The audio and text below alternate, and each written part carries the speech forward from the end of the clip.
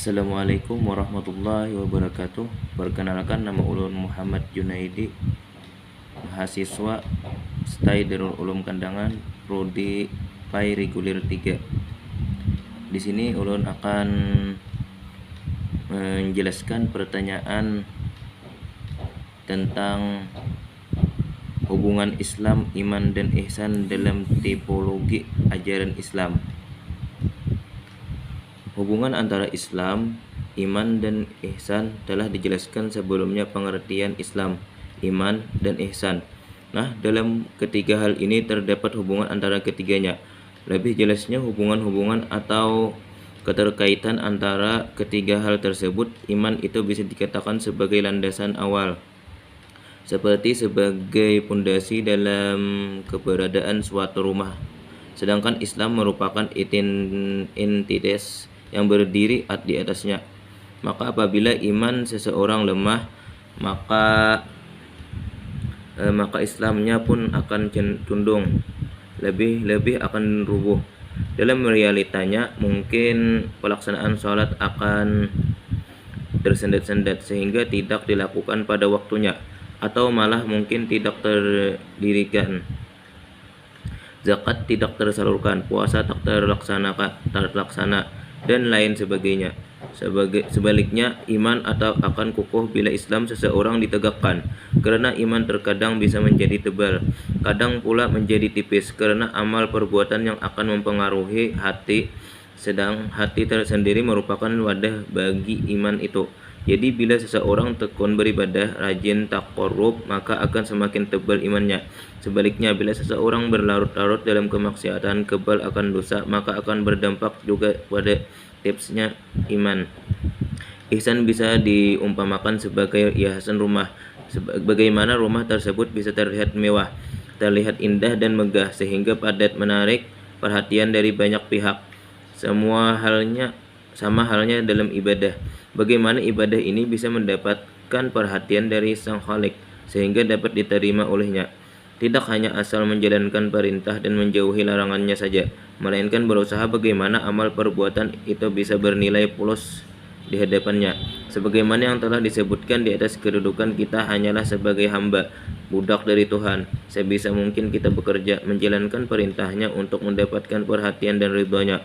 Disinilah hakikat dari ihsan. Lalu iman berkaitan dengan akidah Islam, Islam berkaitan dengan syariah, ihsan berkaitan dengan hulukiyah.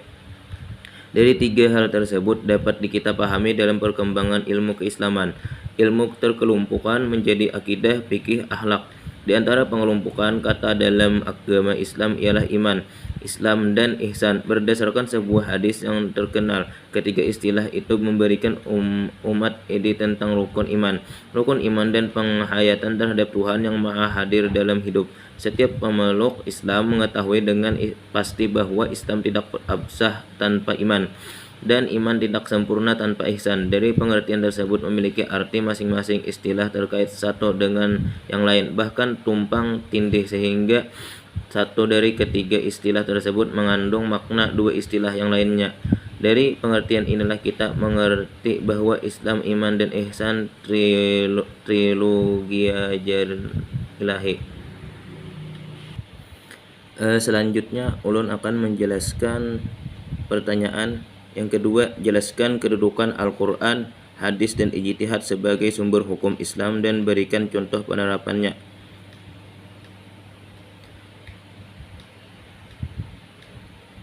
Kedudukan Al-Quran sebagai sumber hukum Islam. Al-Quran memiliki kedudukan yang sangat tinggi. Al-Quran merupakan kedudukan utama dan pertama, sehingga semua persoalan harus merujuk berpedoman kepadanya. Quran Surah An-Nisa ayat 59. Kedua, kedudukan hadis sebagai sumber hukum Islam. Hadis berada suatu tingkat di bawah Al-Quran. Artinya, jika sebuah perkara hukumnya tidak terdapat dalam Al-Quran, yang harus dijadikan sandaran berikutnya adalah hadis tersebut. Quran Surah Al-Hasyr ayat 7.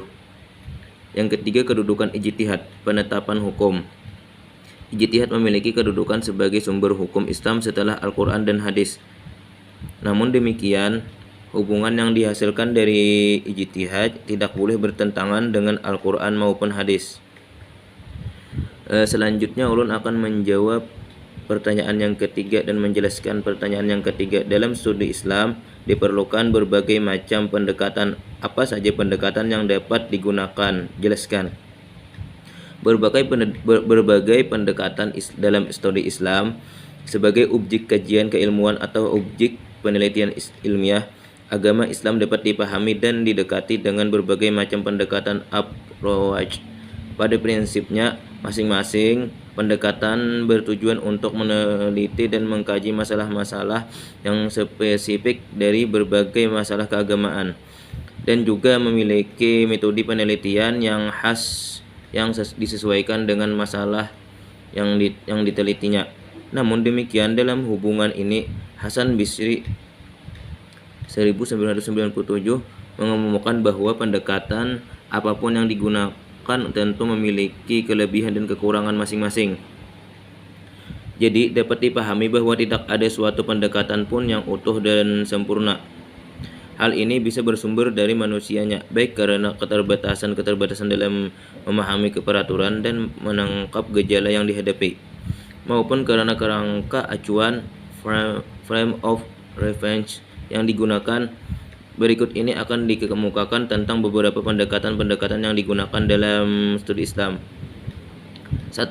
Pendekatan teologis normatif.